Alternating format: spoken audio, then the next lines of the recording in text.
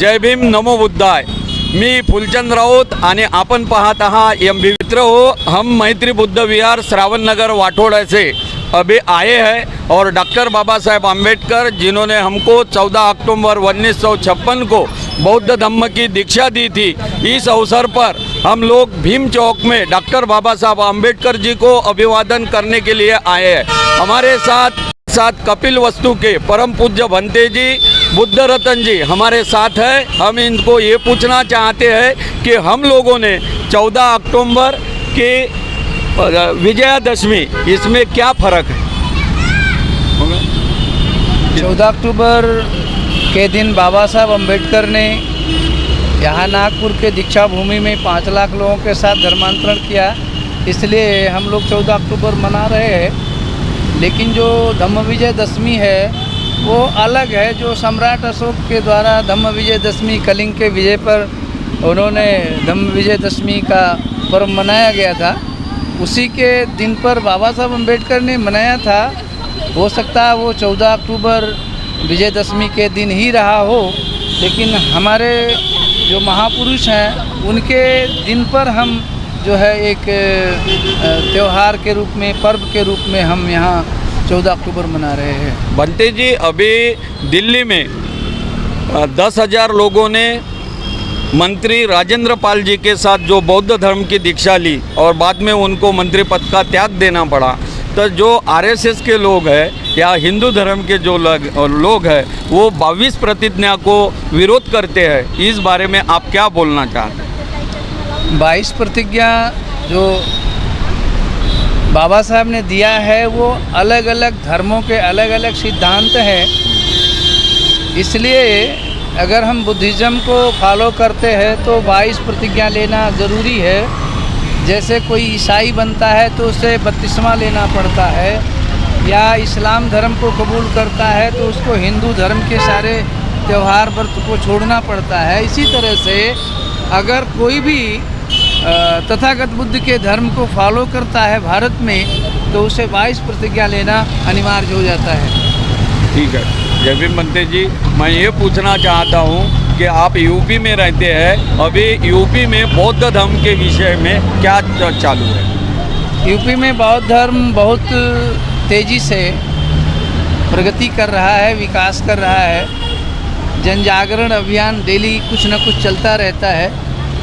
आपके यहाँ तो नागपुर में तो बहुत से लोग जागरूक हैं, बहुत पहले तो बोला, और जो लोग जागरूक हैं अब वो लोग यहाँ पर सो रहे हैं। लेकिन उत्तर प्रदेश इस समय जग रहा है। बाबा साहब के नाम पर 4-4 बार उन्होंने उत्तर प्रदेश में सरकारें भी बनाई है।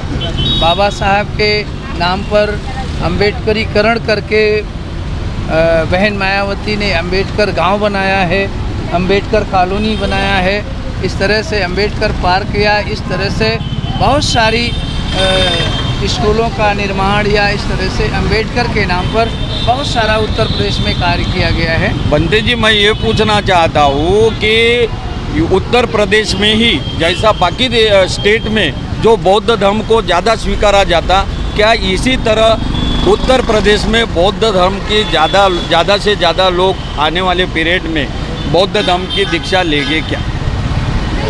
आने वाले दिनों में उत्तर प्रदेश ही आगे रहेगा, क्योंकि उत्तर प्रदेश बहुत बड़ा प्रदेश है, और जिस दिन वो जगेगा ना तो दिल्ली का रास्ता उत्तर प्रदेश से ही जाता है, और बहुत बड़े पैमाने पर उत्तर प्रदेश में बौद्ध धर्म को स्वीकार करेंगे, जिसके संदेश पूरे विश्व में जाने वाला है। इस तरह से मैं आशा करता हूँ कि आने वाले दिनों में ये जो बहुजन का मूवमेंट है, बुद्ध का धम्म है, वो बाबा साहब अम्बेडकर ने बताया था 21वीं सदी में। 21वीं सदी में हमारा 20-22 साल बीत चुके हैं, अभी 78 वर्ष बाकी है, जिसको भारत बुद्ध में बनाने में कोई रोक नहीं सकता। इसलिए काफ़ी विश्वास के साथ मैं कह रहा हूँ कि बुद्ध धर्म भारत का सर्वोपरि धर्म है। यहाँ पर भारत बुद्ध में होगा, इसको कोई रोक नहीं पाएगा। यानी वहाँ के भी जो दलित समाज के लोग हैं या बहुजन समाज के लोग हैं, ये बौद्ध धर्म के तरफ आ रहे हैं।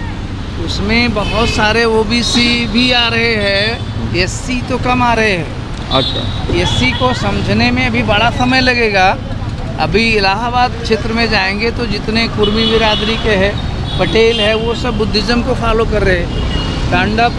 टांडा ज़िले में है तो उधर के मौर्य लोग ज़्यादा फॉलो कर रहे हैं। एससी के समझ में नहीं आता ना, क्योंकि एससी जो है इसके पास शिक्षा का अभाव है, आर्थिक तंगी है, या इसको प्रलोभन दे करके ईसाई मिशनरी में ले जाते हैं, निरंकारी में ले जाते हैं, जय गुरुदेव में ले जाते हैं। लेकिन मेरे हिसाब से ओबीसी उत्तर प्रदेश में बहुत जल्दी ही सक्सेस होगा। और मैं एक सवाल करना चाहता हूँ, आप 3 महीने से मैत्री बुद्ध विहार में सभी उपासक उपासकों को धम्म देशना दे रहे हैं। आपको मैत्री बुद्ध विहार के उपासक उपासिका किस तरह के लगते हैं और उनको क्या बौद्ध धर्म समझ रहा है? बौद्ध धर्म तो समझ ही रहे हैं, लेकिन जो उसमें जो नियम है विनय पिटक का, उसके आधार पर अभी इनको कम जानकारी है। और आशा करता हूँ कि हमारे उपासक और उपासिका विनय पिटक को पढ़ करके धम्म को आगे गति देंगे। इसी के साथ मंगल हो सकी। चालू रहे। ये थे मैत्री बुद्ध विहार में 3 महीने से वर्षवास के कारण मैत्री बुद्ध विहार में परम पूज्य भंते जी बुद्ध रतन जी धम्म देशना देते हैं। इनके साथ हमने ये मुलाकात की। मैं फुलचंद राउत और आप देख रहे हैं MBV न्यूज़ और हमारे कैमरामैन सोलोनी गोसावी के